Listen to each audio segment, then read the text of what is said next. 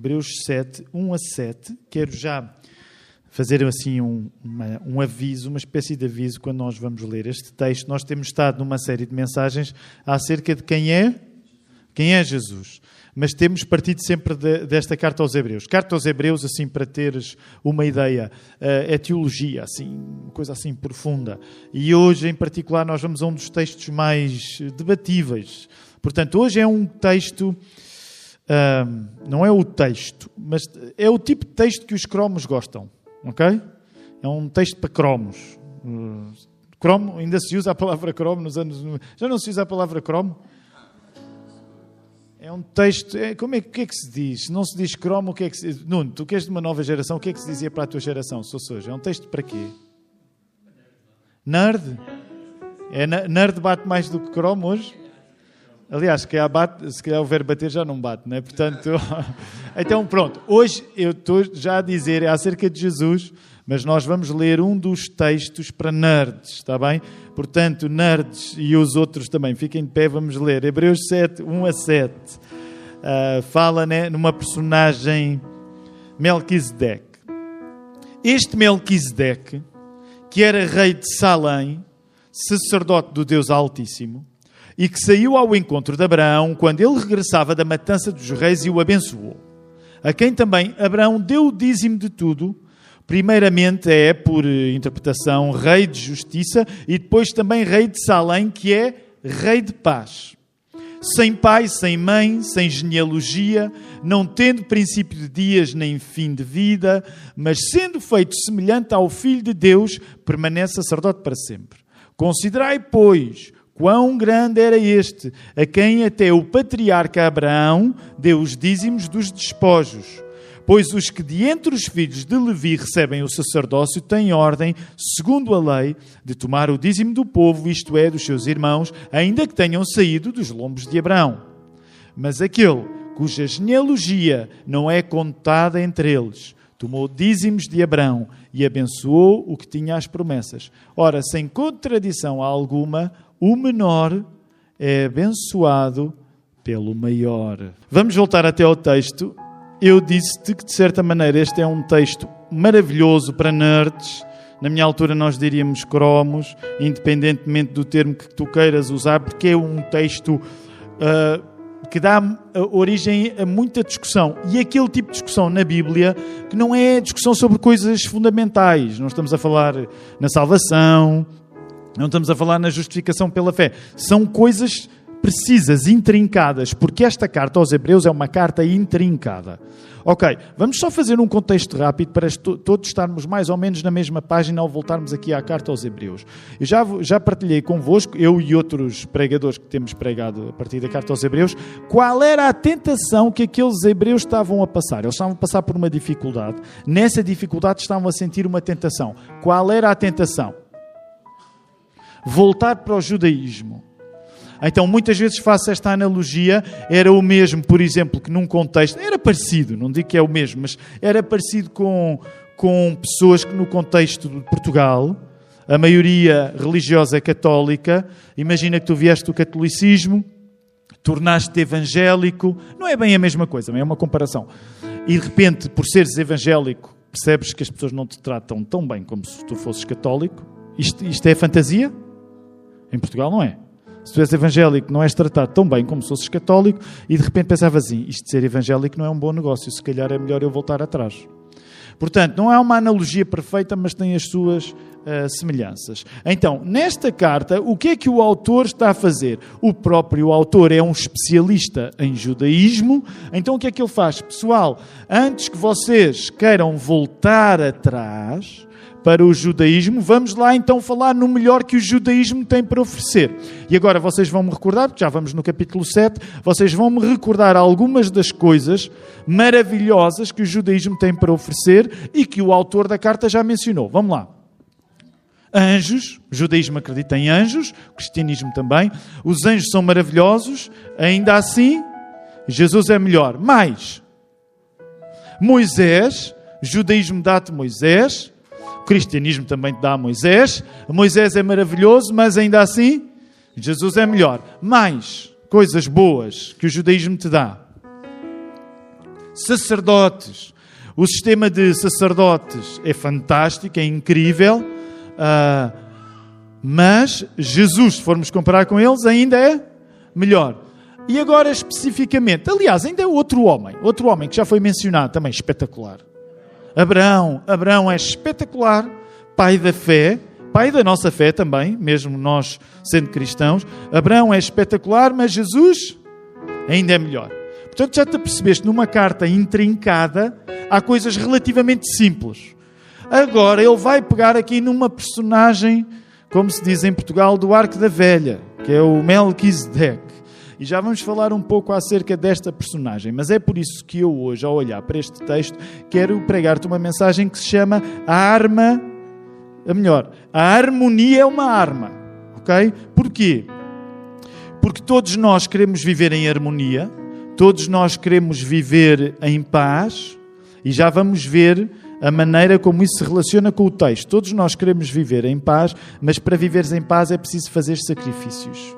Ok? Para viveres em paz é preciso fazer sacrifícios. Do mesmo modo como o judaísmo tinha sacerdotes que tinham de se meter no meio de circunstâncias exigentes, porque o sacerdote tinha de se meter no meio de uma circunstância exigente, que era estar entre e os homens, o povo. Portanto, estar entre Deus e o povo é exigente. Os sacerdotes tinham de se meter nesta exigência. A igreja, que é o lugar onde tu e eu estamos hoje, precisa de ser o lugar onde se nota que o nosso sacerdote já não são esses velhos sacerdotes, mas que é Jesus. Então, se Jesus se mete no meio da nossa relação com Deus, tu vais notar que Ele está no meio por causa da harmonia que Jesus traz. Agora deixa-me dizer-te, quero-te falar-te na harmonia, mas a harmonia não é uma característica passiva. E muitas vezes nós pensamos, o que eu quero é paz. Para tu teres paz, para tu teres harmonia, tu tens de ter a noção do trabalho que Jesus faz, do esforço que isso significa. E quero terminar, pois, o sermão dando dicas práticas, como é que se vive a sacar da arma da harmonia. E eu sei que geralmente pode até parecer contraditório, porque quando nós pensamos em harmonia, quando nós pensamos em paz, pensamos no contrário de conflitos. Mas eu quero dizer que a harmonia é uma arma para tu usares, é uma coisa para seres ativo nela. Então, sim, muito resumidamente, não sei se isto faz muito sentido, é melhor orarmos por isto, para que faça sentido. Vamos orar. Obrigado, Senhor. É bom estar aqui em Algés. É bom nós cantarmos, ouvirmos as vozes das pessoas que estão ao nosso lado. É bom nós partilharmos os nossos motivos de oração, coisas difíceis e coisas maravilhosas. É bom nós crescermos enquanto igreja juntos. É bom estar aqui, Senhor. Aumenta ainda esta coisa boa que está a acontecer. Agora, na altura em que vamos para a palavra, podemos nos distrair, uns podem estar mais cansados, tantos pais de bebés podem estar com poucas horas de sono, os próprios bebés. Eu oro pelos bebés, eles já estão a responder. Eu oro por todos, Senhor, que este seja um tempo de encontro contigo. É isso que nós pedimos que aconteça através da tua palavra. E oramos isto em nome de Jesus. Amém. Amém. Então vamos lá. Vamos começar já pela parte croma, está bem? Pela parte nerd. Quero despachar isto rápido. E alguns de vocês, eu conheço, alguns de vocês gostam destas coisas, destas discussões. Portanto, vamos lá.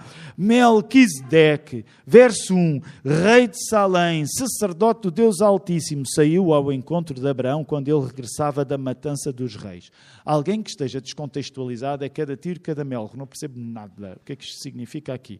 Como é que vocês resumiam muito isto? Para quem nunca leu a Bíblia. Para já, Melquisedeque é um nome assim difícil de dizer. Abençoou Abraão. Ok, Abraão, tenho uma ideia. Matança dos reis, o que é isso? Força, quem é que me pode ajudar? Vá. O meu sermão hoje está em outsourcing. Vocês também participam nele. Quem é que pode ajudar?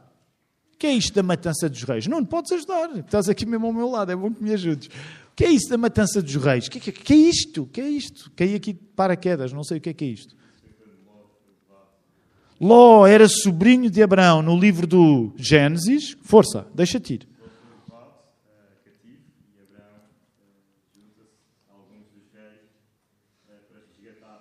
Ló, o seu sobrinho, e ganha essa guerra, e cruza-se com este homem, do nada, rei de Salém, do nada, e o que é que acontece no episódio? Deixa-te ir. Eu preparo-me para pregar, mas já viste que uma parte és tu que estás a pregá-la. Deixa-te ir, estás a ir bem. Basicamente, os despojos da guerra, Abraão dá o dízimo desses despojos a Melquisedeque, e Melquisedeque oferece a Abraão pão e vinho, e abençoou em nome do Deus Altíssimo. É uma história única, porque até aí nunca se tinha ouvido falar de, por exemplo, dízimo. Mas eu já ouvi falar de dízimo. Dízimo é isso que vocês evangélicos estão sempre a sacar às pessoas. Quem me dera, meus irmãos, eu ainda sou muito incapaz. Eu tenho ido a igrejas onde, quando chega à parte do dízimo, há uma pregação só para essa parte. Nós somos uns meninos nisto, não é? Nós somos uns meninos. Um dia eu ainda vou sacar-vos dízimos como deve ser. Eu ainda não consigo fazer. Um dia vou lá chegar, ainda não é o dia. Mas isso dízimos eu já ouvi falar, vocês evangélicos e o dízimo e tal. O dízimo é isto. A primeira vez que o dízimo aparece foi tal e qual como o Nuno disse agora. O dízimo é uma 10ª parte que neste caso tinha vindo dos despojos da vitória. Pensa só nisto. E hoje quero que tu penses no assunto, se calhar de uma maneira que não estás habituado. O dízimo é uma parte da tua, à semelhança de Abraão, o dízimo é uma parte da tua, o que é que Abraão tinha acabado de fazer? Da tua vitória. O dízimo é uma parte da tua vitória, em que tu reconheces que tu não deves a tua vitória a ninguém, senão a Deus. E diz assim, Deus, se tu me dás vitória, eu só tenho de restituir. São 10%, não é muito. Mas é assim que nasce o dízimo. Então aparece este homem, que curiosamente também é mencionado no Salmo 110, e fica o mistério. Quem é este homem, este Melquisedeque, que a este ponto da carta aos Hebreus aparece e ganha um destaque que até aí nunca tinha ganho este destaque que ganha agora. E eu preciso gastar algum tempo nesta parte croma, nerd do sermão, a explicar-te acerca do sacerdócio. Nós já temos falado acerca do sacerdócio, mas a ideia do sacerdócio é muito importante. O mundo começa numa criação em que as pessoas criadas, quem são as pessoas criadas logo ao início no Gênesis? Adão e Eva. Adão e Eva são colocados no meio da criação, curiosamente, como sacerdotes. Como assim? Adão e Eva foram colocados entre Deus e a criação. Por isso mesmo, qual foi a primeira job description dada a Adão? Vais dar nomes aos animais. Porque tu estás, eu coloquei-te no paraíso, tu estás entre mim e os animais. Eu já fiz isto tudo. Agora tu vais começar, és um, como é que se diz alguém? És um delegado meu. És um subempreiteiro. Faz favor, começa agora a dar nomes aos animais. Fomos, e agora digo fomos, no sentido em que Adão e Eva nos representam a nós fomos chamados a cuidar do jardim do Éden. Porque Adão e Eva foram colocados entre Deus e aquilo que Deus criou, a criação. Nesse sentido, não existe o verbo, mas eu vou inventá-lo. Adão e Eva foram criados para sacerdotizar. Eles têm de cuidar do jardim. Então, o trabalho de Adão e Eva é serem sacerdotes da criação que Deus acabou de criar. É eles estarem no meio entre Deus e a sua criação. Logo, para nós que somos cristãos, ser alguém, quando és cristão, é procurares este lugar de sacerdote em que tu contribuis para a harmonia entre o Criador e a criação. Ok? Dito de uma maneira assim muito genérica. Tu foste criado para contribuires para o equilíbrio, a harmonia entre o Criador e a criação. É neste contexto que, para todos os efeitos, aparece esta personagem enigmática, Melquisedeque, para te lembrares que tu foste feito para a harmonia. Tu foste feito para a harmonia. Tu foste criado para a harmonia com Deus. É por isso que nós hoje falamos na arma que a harmonia é, porque é um sentido para a tua vida. Tu não foste criado para o caos. Tu não foste criado para a confusão. Tu foste criado para a harmonia. O problema é que as pessoas, e neste caso agora falo de Adão e Eva, que eram os sacerdotes de serviço, ao pecarem, estragaram a sua qualidade de serem o quê? Sacerdotes. Adão e Eva, ao pecarem, estragaram a sua capacidade de serem sacerdotes, porque a partir do momento em que o pecado acontece, a relação mais urgente já não é entre o Criador e a criação. A partir do momento em que Adão e Eva pecam, a relação mais urgente já não é entre Criador e criação, mas começa a ser entre Criador e a própria criatura pecadora. A partir do momento em que o fruto foi comido por Eva e Adão, a maior preocupação de Adão e Eva não é para Eva, são 5 da tarde, há ali uns bichos aos quais eu ainda não dei nome. Acabou-se. Agora a prioridade não é Adão estar a cuidar da criação. É Adão estar a pensar no seu relacionamento com o Criador. O pecado tem este efeito de estrago. Porque quando Deus criou o mundo, era para Adão e Eva não estarem preocupados consigo, mas estarem preocupados com o resto da criação. A partir do momento em que eles pecam, a criação já passou para segundo e terceiro plano, porque eles agora têm de estar preocupados entre eles próprios e Deus, porque eles fizeram a asneira. Dito de uma maneira muito simples, quando tu pecas, tu passas a ter uma preocupação imediata entre ti e Deus. Já não ficas tão livre para trazer harmonia, porque a própria harmonia que tinhas com Deus já não está como deveria estar. Então pensa nisto. Os ex-sacerdotes, Adão e Eva, passaram a precisar, eles próprios, pensa nisto, os ex-sacerdotes, Adão e Eva, passaram a precisar, eles próprios, de um quê? Eles passam a precisar de um sacerdote agora. Porque eles deram um cabo do sacerdócio deles. Eles pecaram. Eles que eram sacerdotes da criação, precisam agora de um sacerdote para eles mesmos. Estás a ver onde é que Jesus entra? Nós fomos feitos para a harmonia, mas a harmonia deixou de estar ao nosso alcance. Tu foste feito para a harmonia, mas tu deixaste de ter a capacidade de gerar a tua própria harmonia. Por muito que tu te esforces, e é bom que tu te esforces para ter harmonia, é bom que tu te esforces para ser uma pessoa equilibrada, mas tu não vais conseguir ser a fonte da tua própria harmonia. É esta a questão que está a dar-se aqui. É precisamente esta sucessão de sacerdotes que esta carta aos Hebreus trata, congratulando-se no melhor sacerdote de todos, que é o final, que é Jesus. Para uma igreja que tentava evitar as dificuldades crescentes da sua vida cristã, recuando para o judaísmo original, convinha recordar que não havia sacerdote mais eficaz do que o último. Não há quem trate melhor dos nossos problemas do que Jesus, mesmo que sejam os problemas da oposição que o mundo nos levanta. Como o livro de Gênesis nos vai contar, a história não fica por aqui, por Adão e Eva. Não muito depois, com Abraão e Sara, também é isto que está em causa. Eles, Abraão e Sara, sendo uma família no meio de muitas famílias, deviam representar Deus através da confiança que tinham nele. Ao crescer a confiança de Abraão e Sara em Deus, crescem eles mesmos enquanto família. Não só família, porque da família de Abraão e Sara vai nascer, não é só família, vai nascer o quê? Vai nascer uma nação, vai nascer Israel. Cresce a fé e cresce a família. Sabem, eu sei que pode ser agora uma ligação assim muito direta, mas é por isso que é normal que haja família onde há fé. Eu não estou a dizer que nós temos de ter, por exemplo, a posição católica de, olha pessoal, não há métodos, é filhos e filhos. Mas deixa-me dizer-te uma coisa de Bíblia aberta, que é por isso que nós convivemos com os textos. É muito difícil haver família a sério sem haver fé antes.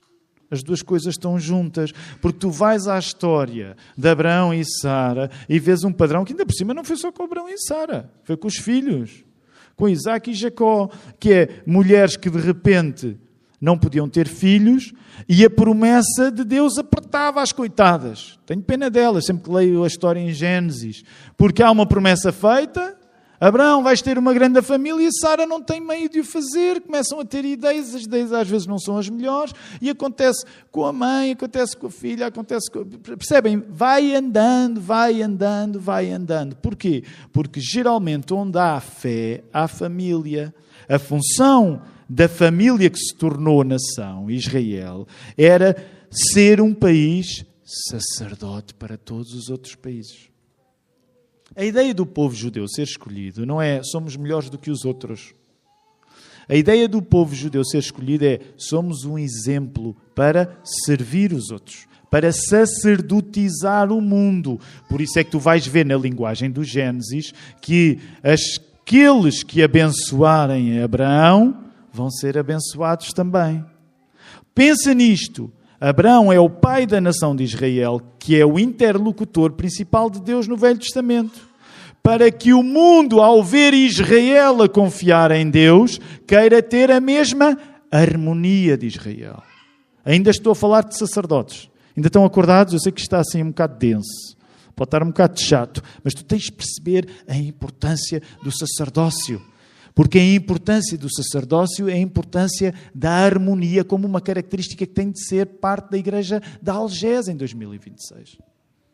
A Bíblia dá-nos tanto desta história de Israel para que tu saibas que Deus tem um povo para cumprir o propósito de estabelecer harmonia entre os pecadores.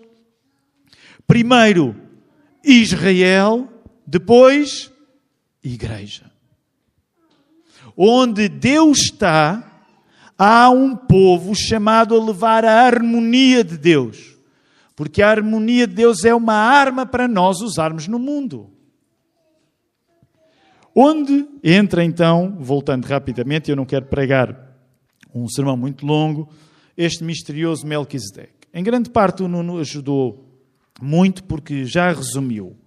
Se é certo que te disse que Abraão serve de sacerdote, no sentido em que, se ele for um bom exemplo, a bênção que ele tem deve ser a bênção das pessoas que estão ao lado dele.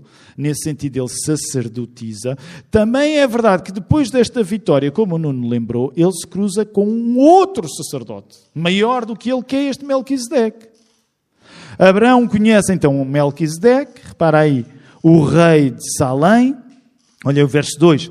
Deu o dízimo tudo primeiramente e por interpretação rei de justiça e depois também rei de Salém, que é rei de paz. Rei de Salém quer dizer precisamente rei de paz.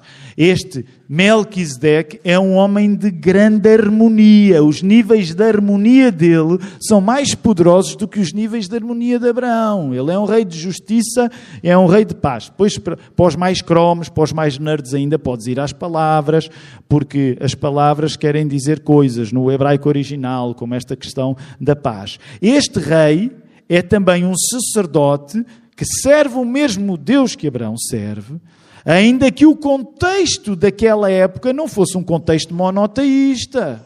Era um contexto pagão, de idolatria. Acerca deste homem Melquisedeque não há explicação. Porquê? Olhem lá verso 3. É esquisito. Não é? O que é que diz aí? Alguém leia o verso 3. É esquisito este homem. Alguém leia em voz alta, força. É esquisito este homem.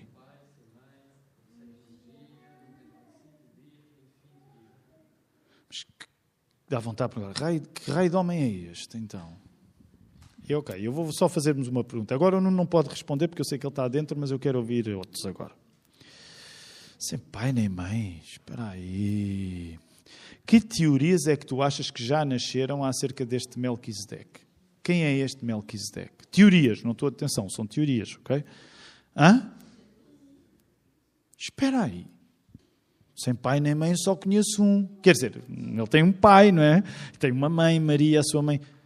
Sabes? E eu não vou entrar na discussão hoje, ok? Porque eu disse-vos que este era um sermão nível Chrome, nível nerd. Os nerds que arranjam sempre maneira de discutir com a Bíblia aberta, pois vão, e qual é a tua posição? Então, há uns que defendem que Melquisedeque pode ser uma teofania, uma cristofania. Que é isso? Eu disse que era cromo hoje. Então, há na tradição cristã quando a tradição cristã lê o Velho Testamento, há determinados momentos que são tão especiais que muitos cristãos ao longo de 2000 anos têm acreditado que são ocasiões em que Jesus, ainda antes de encarnar, apareceu. Alguém se consegue lembrar de um episódio em particular onde há uma certa tradição de encontrar Jesus num acontecimento do Velho Testamento, em particular, um assim daqueles fogosos? E já estou a ajudar. Jacó, ok, por acaso não estava a pensar nesses, mas estou a pensar fogosos. Sarsa, também não estava a pensar nesse, também nada errado. Eu julgar que estou a dar a resposta. Vou voltar a dizer, um evento fogoso. E há quem costuma achar, provavelmente era Jesus que lá estava. Fogoso, qual é o evento? É na fornalha ardente, quando Sadraque, Mesaque e Abednego são lançados, e quantos homens é que lá estão? 4. É um clássico dizer assim, é Jesus que está lá. Não quero meter-te hoje em grandes buracos de coelho muito profundos, mas há uma tradição interpretativa que olha para determinados textos do Velho Testamento e diz assim, provavelmente era Jesus. E eu vou-te confessar uma coisa, e aqui não precisamos ter uma posição, porque são, como podem ver, são minudências, são coisas muito específicas no Velho Testamento. Quando eu preguei este sermão há uns anos, eu não era muito da teoria que Melquisedeque fosse Jesus. Eu hoje estou mais inclinado para achar que é, ok? Mas tu não precisas de achar que é, ok?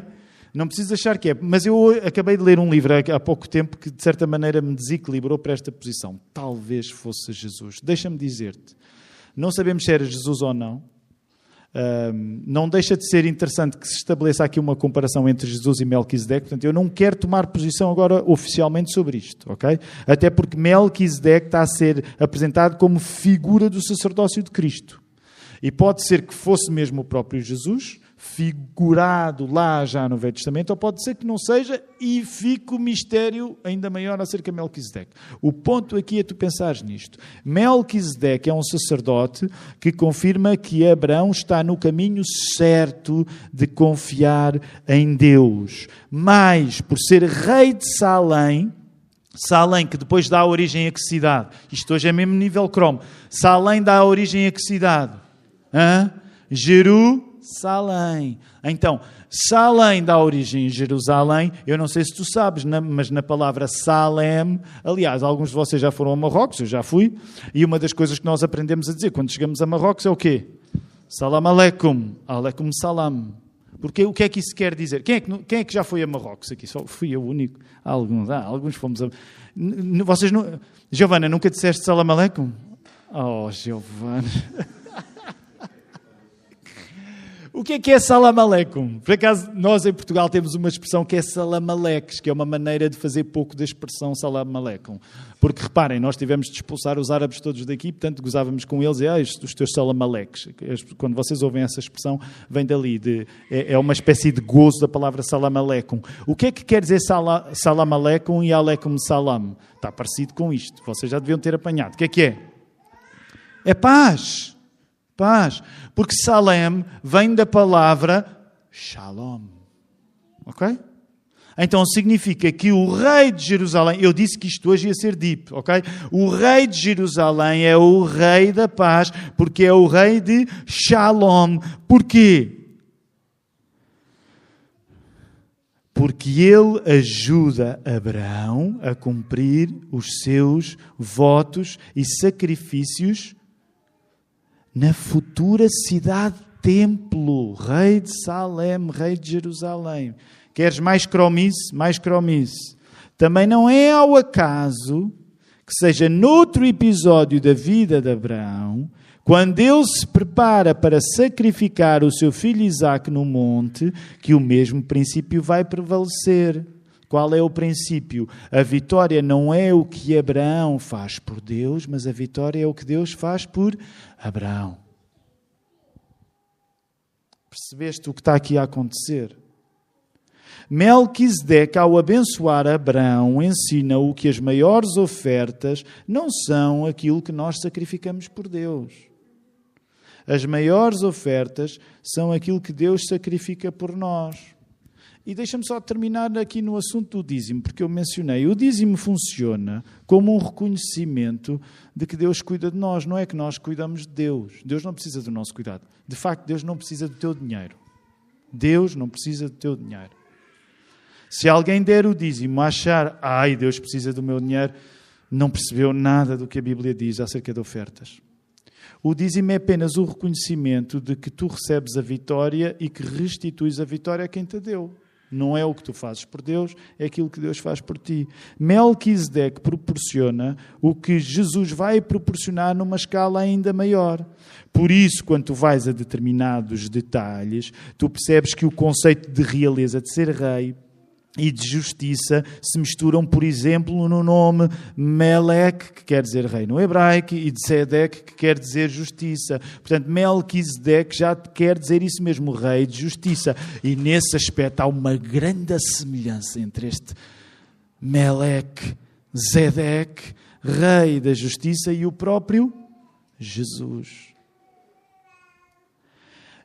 Independentemente de nós acreditarmos que Melquisedeque pode ter sido uma aparição prévia de Jesus ou não, tu tens de compreender que ele funciona como um protótipo de Jesus no Velho Testamento. Melquisedeque foi extraordinário, mas melhor do que Jesus é impossível. É o que a palavra te está a querer dizer. Portanto, é aqui que eu quero terminar agora. Podes vir, Daniel, para depois respondermos com o nosso louvor e com a nossa adoração. Eu sei que nós tivemos fazer uma coisa um bocado lá para baixo. E deixa-me dizer, de um modo geral, nós até estamos a tentar evitar fazer isto no livro, na carta aos Hebreus. Mas, honestamente, às vezes eu não consigo resistir. Portanto, às vezes o meu lado Chrome ganha-me. E eu não consegui ter este texto de Melquisedeque e não ir um pouco mais fundo. Eu espero que não tenha sido chato para ti. Mas para tu compreenderes a maneira como estes conceitos de justiça, de harmonia, têm várias camadas na história de Israel e na história da Igreja. Agora, quero terminar a pregar isto na prática para os teus dias que vão seguir desta semana, sendo esse o plano de Deus. A harmonia é uma arma usada, se quisermos, pelos sacerdotes, mais. A harmonia é a arma que Cristo usa. E tu és chamado a receber a harmonia que Jesus traz à tua vida, porque Adão e Eva não conseguiram sacerdotizar o prejuízo do seu pecado diante de Deus. Tu não vais conseguir resolver os problemas do teu pecado sozinho, precisas de Jesus. Agora, isso significa que quando tu olhas para os benefícios da relação que tens com Jesus, tu tens de entender que a paz, que a harmonia é não apenas um objetivo final, mas tem de ser um método para lá chegares.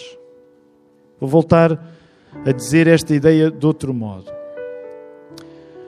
Tu não podes querer apenas ter uma vida de paz. Tu tens de exercer uma vida de paz. A harmonia não pode ser apenas um objetivo final. A harmonia tem de ser um método como tu vives.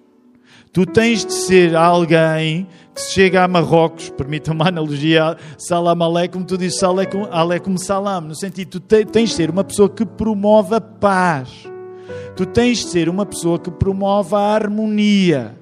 Tu tens de ser uma pessoa que, quando ouve a palavra hebraica shalom, compreende o que é que isso quer dizer. Tiago, como é que isso se faz na prática? Nós estamos num país que está sem guerra, por exemplo.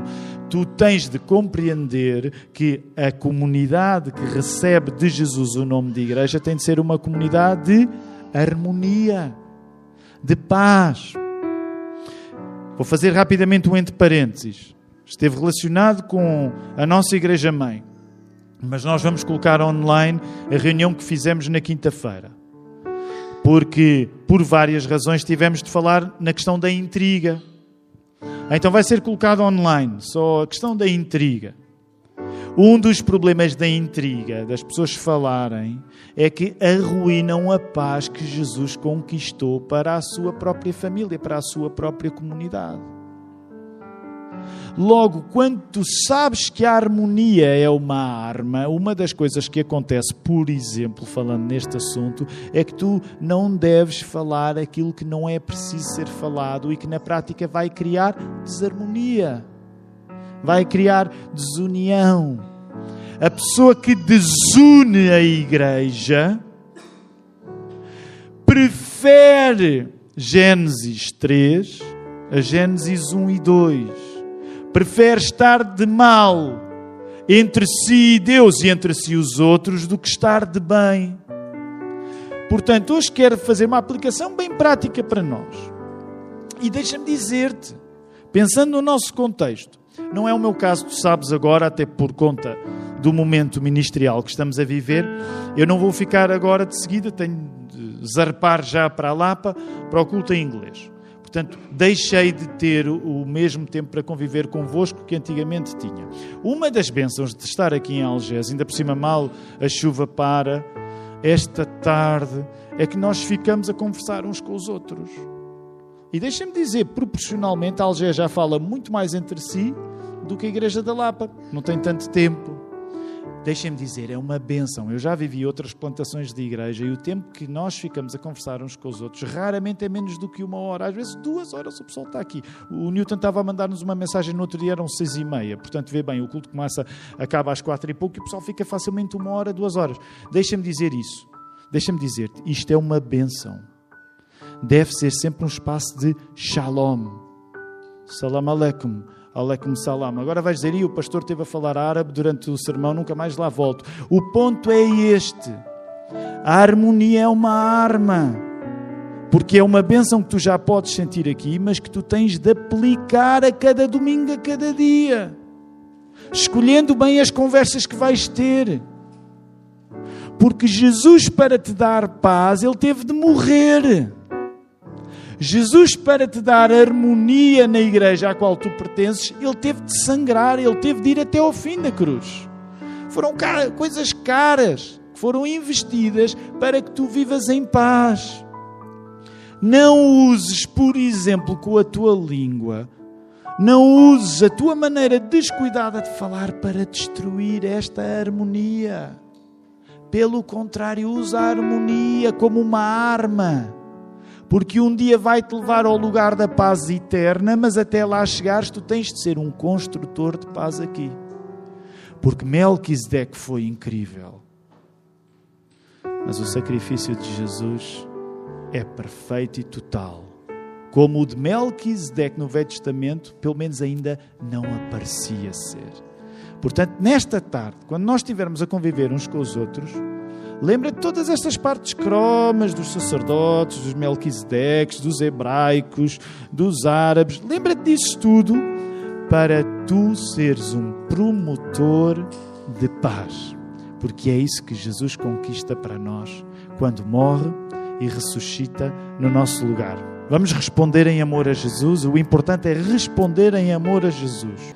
Que a graça do Senhor Jesus Cristo, o amor de Deus Pai, a comunhão do Espírito Santo sejam com todos vós hoje, aqui em Algés, nesta tarde e para sempre. Amém. Amém.